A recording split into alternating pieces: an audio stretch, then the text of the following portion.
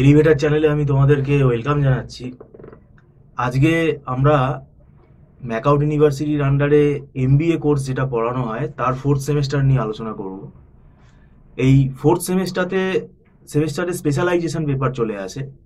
তো আজকে আমরা পার্টিকুলারলি ফাইন্যান্স স্পেশালাইজেশন নিয়ে আলোচনা করব, কারণ এটা খুব একটা ভাইটাল স্পেশালাইজেশন এবং এই স্পেশালাইজেশন পেপারে কি কি আছে এবং এর সিলেবাস কীরকম রয়েছে এখন বর্তমানে।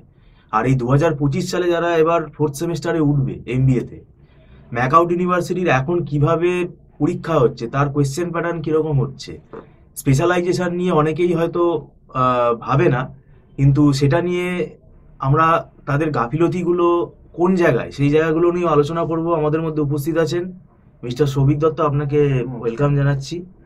এমবিএ ফোর্থ সেমিস্টারে ফাইন্যান্স স্পেশালাইজেশন একটা খুব মেজর একটা রোল প্লে করে। তো এবার এই ফাইন্যান্স স্পেশালাইজেশনটাকে কিভাবে পড়া উচিত, কিভাবে মেনটেন করা উচিত? দেখুন, এই থার্ড সেমিস্টার তো সামনেই। ফাইন্যান্স স্পেশালাইজেশনে ম্যাকআউটে একটি ছেলে আমাকে পরীক্ষার ঠিক 10-12 দিন আগে ফোন করছে, গার্জেন আবার ফোন করছে যে এখন কি সাজেশন হবে, কিছু দিতে পারবেন, টিউশন হবে। আমি বললাম 10 দিনে ফাইন্যান্সের কি টিউশন হয়? 10 দিনে থার্ড সেমিস্টারের ফাইন্যান্সের ট্যাক্স যেগুলো আছে, পোর্টফোলিও আছে, বা ওগুলো কিছুই হয় না।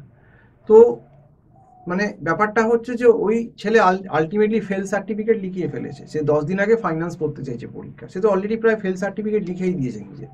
তো এইভাবে তো পড়ে কোনো লাভ নেই। একটা ফাইন্যান্স স্পেশালাইজেশন যে নিয়েছে তাকে নিশ্চয়ই আগে থেকে যথেষ্ট সতর্ক হতে হবে। তো সেটা তো সে করছে না, প্রবলেমটা।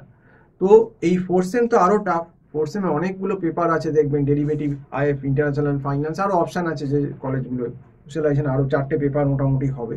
তো এই পেপারগুলোতেও কিন্তু যদি কনসেপশন না থাকে, সেক্ষেত্রে কিন্তু যখন সে ইন্টারভিউতে যদি কোর ফাইন্যান্সের যায় এমএনসি কোম্পানিগুলোতে, সে কিছুই কিন্তু বলতে পারবে না।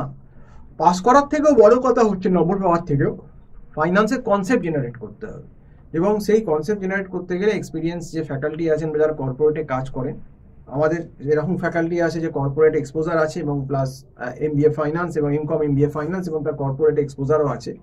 এইরকম ফ্যাকাল্টির কাছ থেকে কিন্তু ফাইন্যান্সে পড়াটা করতে হবে, এবং সেটা প্রথম থেকেই পড়তে হবে। কাজে আমি বলবো, যাদের কিন্তু এবারে এমবিএ থার্ড সেম দিয়ে দিচ্ছ, এই ডিসেম্বরে তোমাদের শুরু হয়ে যাচ্ছে 26 তারিখ থেকে এমবিএ থার্ড সেমিস্টার ম্যাকআউটের 2025-এর, যারা ফোর্থ সেমে উঠছো তোমরা জানুয়ারিতে, তারা কিন্তু জানুয়ারির মোটামুটি 2-3 তারিখ কেটে গেলেই কিন্তু সঙ্গে সঙ্গে আমাদের এখানে যারা ফাইন্যান্স স্পেশালাইজেশন ফোর্থ সেমিস্টারে পড়তে চাইছো ম্যাকআউটে, তারা কিন্তু জয়েন করে যাও, কারণ সিলেবাস প্রচুর ভাস্ট।